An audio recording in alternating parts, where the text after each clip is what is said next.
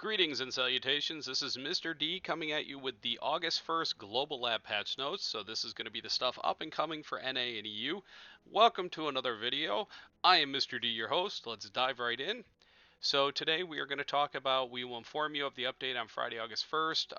The updates are only applicable in the Global Labs and the PVE Edania Content Schedule Guide. Hello adventurers, since the Heidel Ball it's been about a month. Here's the news you've been waiting for. For the new continent, the stories hidden in them, and for new battles and rewards, we are doing our best to finish it. Edania is a large-scale update that goes beyond new regions and organically interlocks with several new systems and content. I think the first step will be your first impression. At this stage, we decided to go through one more quenching and show it in its best condition. We sincerely apologize for the delay in the release schedule for August 6th and August 7th. So the journey of Edania will be revealed on two occasions. The first update in Korea on August 20th, Global August 21st. 3 episodes commissioned by the main Edania, the new PVE Zones, new leaders or bosses, new content of Adana's throne, and new items are the King's Auxiliary Weapon, the Adana's Armor, the Gwangamungyang Stone Artifact, and new consumables. And the second update will be on September 10th for Korea, September 11th for Global. 2 new episodes commissioned by Edania Main, which is the ending, new PVE zones, and the new bosses. So it looks like the Sovereign sub-weapon is coming out on Global on August 21st, so we'll have it by the end of August. Those of you who haven't gotten your pens already, you need 2 pen Black Stars plus 20,000 Kafirs for the Gemma Twilight, or 1 pen Black Star, 1 C20 Kudum, and 1 C20 Nuver. Or there's another way, but it's even more expensive. So either way, 2 pen Black Stars and 20,000 Kafirs, or 1 pen Black Star and approximately 60,000 Kafirs with a pen Kudum and pen Nuver. So get working on it. Looks like that's going to be pushed back a little bit. And then they have some screenshots to whet your appetite. Additions and improvements for characters. As the mouse movement was changed from being able to move during the use of skills, adjustments were made in the classes that were more frequent to use the so-called Makin in PvP. Last week we looked at the general information about mouse movement during the use of skills. In addition to the Ninja and Kuno, which are being adjusted to this time, we also use the influence of classes that use skills to move the mouse. We will adjust to reinforce the unique rules, blah blah blah. So Ninja and Kuno are getting tweaked. For smoke, for the Ninja and Kuno, the stun effect has been changed to apply to monsters only. A skill with a defensive ruling and a status anomaly effect has been changed to a shadow treading skill in the smoke screen. And then stepping into the shadow, the defense of the skill has been changed as below. Before, front guard to action before attack. After is front guard when using the skill to super armor. So, and Ninja, in the case of the traditional Ninja, there's no guard on the rear movement, and there was no guard using Q, so it has been adjusted to enhance the character of hiding. In addition, it is possible to maintain the existing hiding state and see when to enter is done with the skill of injuries, Goblin Shadow Technology, and in the case of stealth, it is adjusted so that it can be used as a role to disturb the opponent during battle. So for Ninja Succession, there's no guard. So for the main weapon, skill added. This skill is automatically triggered when using the skill of hiding.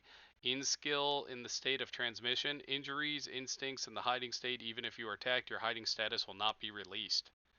So however, if you hit an effect that is over the state, the cover up will be released.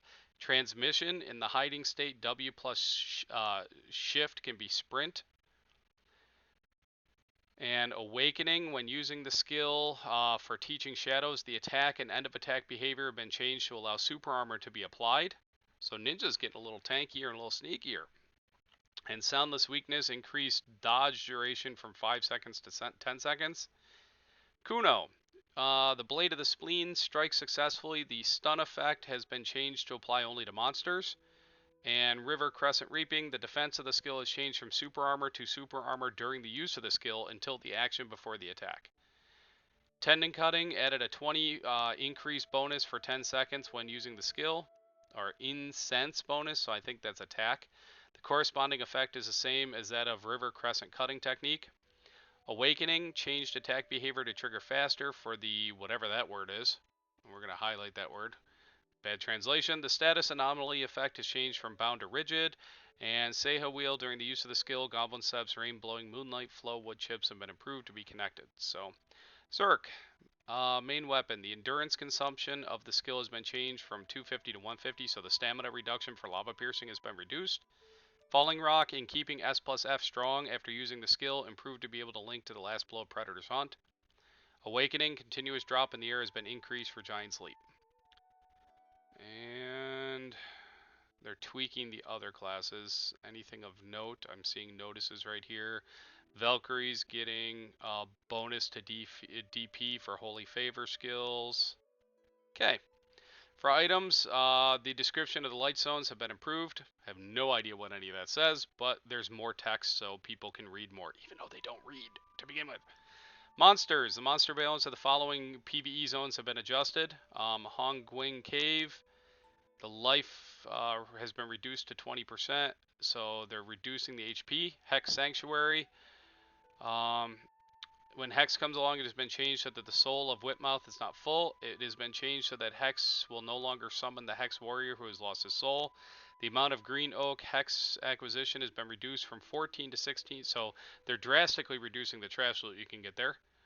And then the heat consumption has been reduced, so rip the 4 billion an hour people at Hexe. Tungrid sites, their health has been reduced. Kadri runes, same thing. For it looks like Hexe, or yeah, excuse me. What do you call that? Good lord, I am having Elvia. Elvia's on Kadri Elvia, I guess, or Dekia, I think, right there. Yeah, the Torch of the Dutch, I think, is Dekia. And then Olin's Valley, their health has been reduced. So, yeah. Marnie chambers have been added to the Orzekia Elvia hunting grounds. You can enter by handing one of the empty crystals to Soul Magia at the base of Ore. Requests or knowledge.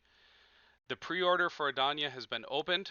At Verandon Castle in Ulakita, the Society of Balance continues to investigate Edania, and the authenticity of rumors from all over the world is being heard.